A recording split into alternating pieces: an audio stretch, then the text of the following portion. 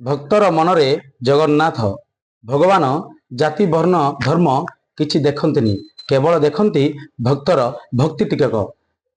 କିଏ କୋଉ ଭଳି ଭାବରେ ଆଦରି ନେଉଛି ଭଗବାନଙ୍କୁ। ତ ଏମିତି ଏକ ବ୍ୟକ୍ତି ଯିଏକି ଜଗନ୍ନାଥଙ୍କର ଭକ୍ତ ପାଲଟିଛନ୍ତି।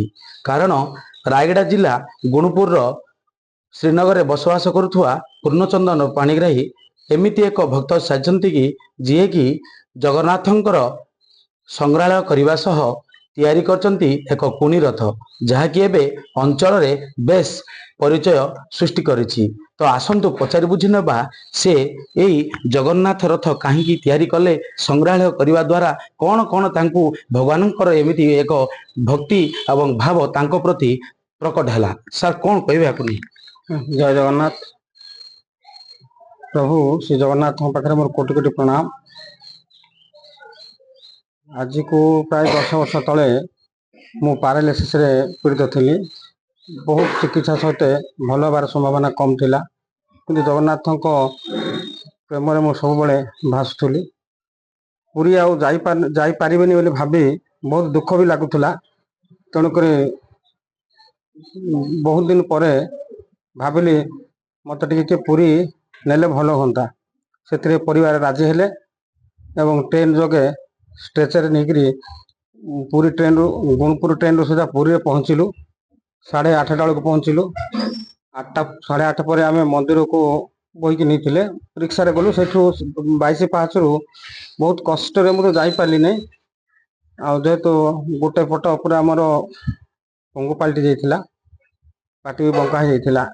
ଯେଉଁମାନେ ମୋତେ ଦେଖୁଥିଲେ ସେମାନେ ବି ଘୃଣା ଚକ୍ଷୁରେ ଦେଖୁଥିଲେ, ଯେଉଁମାନେ କି ପାଗଳଟା ବୋଲି ଭାବିକିରି। କିନ୍ତୁ 22 ପାହାଚ ବହୁତ ନୀଳଚକ୍ର ଦେଖିକି ଯେତେବେଳେ ମୁଁ କାନ୍ଦିବା ଆରମ୍ଭ କଲି, ସେତେବେଳେ ଜଣେ ପଣ୍ଡା ଆଉ ଜଣେ ପୋଲିସ ହଠାତ୍ ପହଞ୍ଚିକିରି ମୋ କଥାକୁ ବିଚାରକୁ ନେଇ ଠିକ୍ ବୋହିକି ନେଇଥିଲେ ମୋତେ ଜଗନ୍ନାଥ ମନ୍ଦିର ଭିତରକୁ। ସାଙ୍ଗରେ ଝିଅଟି ଥିଲା, କୁନି ଝିଅଟି, ଆଉ ମୋ ସ୍ତ୍ରୀ ବି ଥିଲେ। କ'ଣ ହେଲା କେଜାଣି କୋଉ ବାଟେ ସେମାନେ ନେଲେ ଭିତରକୁ, ପୁରା ରତ୍ନ ସିଂହାସନ ପାଖକୁ।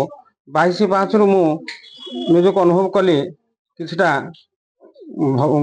ଭଲ ଲାଗିଲା ଭଳି। କିନ୍ତୁ ମନ୍ଦିର ଭିତରକୁ ଯେତେବେଳେ ଗଲି, ଜଗନ୍ନାଥଙ୍କୁ ଦର୍ଶନ କଲି, ବଳଭଦ୍ରଙ୍କୁ ସୁଭଦ୍ରାଙ୍କୁ ଦର୍ଶନ କଲି। ସେ ପଣ୍ଡା ଯେଉଁ ତୁଳସୀ ଟିକେ ଦେଇଛନ୍ତି, ମୋର ଅଚଳ ହାତ ଆଉ ଗୋଡ଼ ପୁରା ଚଳଚଞ୍ଚଳ ହେଇଗଲା। ଆଉ ସେଇଠୁ ମୁଁ ଜାଣିଲି ମୁଁ ଠିକ୍ ଅଛି। ବର୍ତ୍ତମାନ ଯେମିତି ଅଛି ମୁଁ ସେଇ ହିସାବରେ ମନ୍ଦିର ଭିତରୁ 22 ପାହାଚ ପର୍ଯ୍ୟନ୍ତ ନାଚି ନାଚି ଆସିଛି। ଅନେକ ଭକ୍ତ ଯେଉଁମାନେ ଯାତ୍ରୀ ସବୁ ଯାଇଥିଲେ ସେମାନେ ଦେଖିକି ମୋତେ ଆଶ୍ଚର୍ଯ୍ୟ ହେଇଛନ୍ତି। ଆଜି ସେଟା ସ୍ୱପ୍ନ ଭଳି ଲାଗୁଛି, ବୋଧେ ସେଟା ସ୍ୱପ୍ନ ହେଇଥିବ। ଯେଉଁମାନେ ଦେଖିଛନ୍ତି ସେମାନଙ୍କୁ ସତ୍ୟ। ଆଉ ସେଇଦିନଠୁ ମୋର ଆହୁରି ବଢ଼ିଗଲା ଜଗନ୍ନାଥଙ୍କ ପ୍ରତି ମୋର ପ୍ରେମ, ଭକ୍ତି ଭାବ।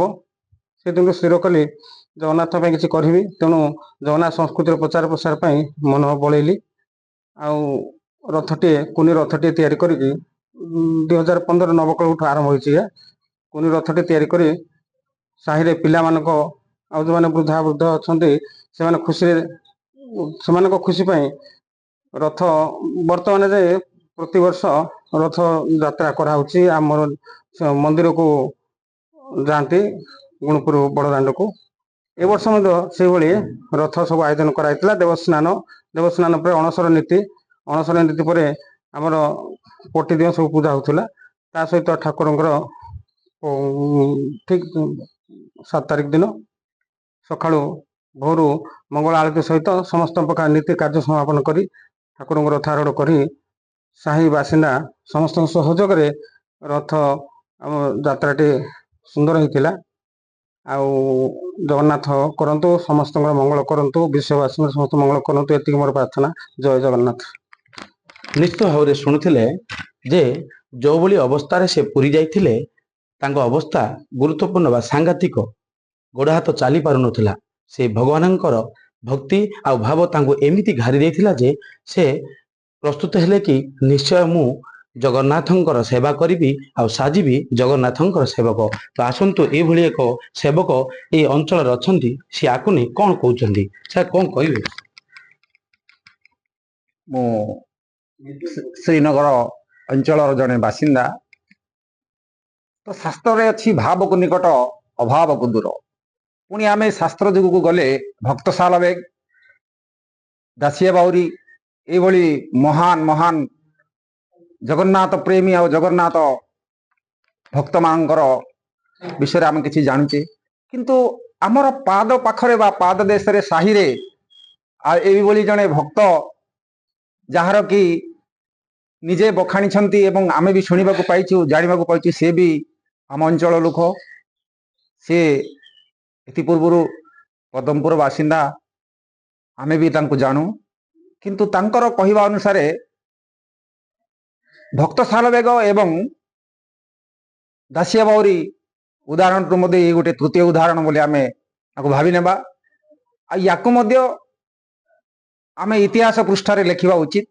ଯେଉଁଦିନ ପାଣିଗ୍ରାହୀ ସାର୍ ନିଜେ ଅସୁସ୍ଥ ହୋଇ ପଡ଼ିଲେ, ତାଙ୍କର ବିଶ୍ୱାସ ନଥିଲା ନିଜେ ପୁଣି ଏ ଅବସ୍ଥାକୁ ଫେରିବା ପାଇଁ, କିନ୍ତୁ କଥାରେ ଅଛି ଭାବର ନିକଟ ଯିଏକି ଜଗନ୍ନାଥ ଜଗତରନାଥଙ୍କର କବଳରୁ ସେ ଉଦ୍ଧାର ପାଇକି ପୁନର୍ବାର ପୂର୍ଣ୍ଣ ଜୀବନ ପାଇକି ଆସିଛନ୍ତି। ଏବଂ ସେଦିନ ଠାରୁ ତାଙ୍କର ଯେ ବିଶ୍ୱାସ ଜଗନ୍ନାଥ ଲାଗି ଆଜି ମୁଁ ଏ ସ୍ଥାନରେ ପହଞ୍ଚିଛି ଏବଂ ପୂର୍ବ ଅବସ୍ଥାରେ ଅଛି ବୋଲି ସେ ଭାବିକି ସେ 2014 ମସିହାରୁ 15 ମସିହାରୁ ନବକଳେବର ଠାରୁ ସେ ସ୍ୱହସ୍ତରେ ନିଜେ କୌଣସି କାରିଗରର ବିନା ସାହାଯ୍ୟରେ ନିଜର ବିଚକ୍ଷଣ ବୁଦ୍ଧି ଖର୍ଚ୍ଚ କରିକି ଏ ରଥଟିକୁ ତିଆରି କରିଛନ୍ତି।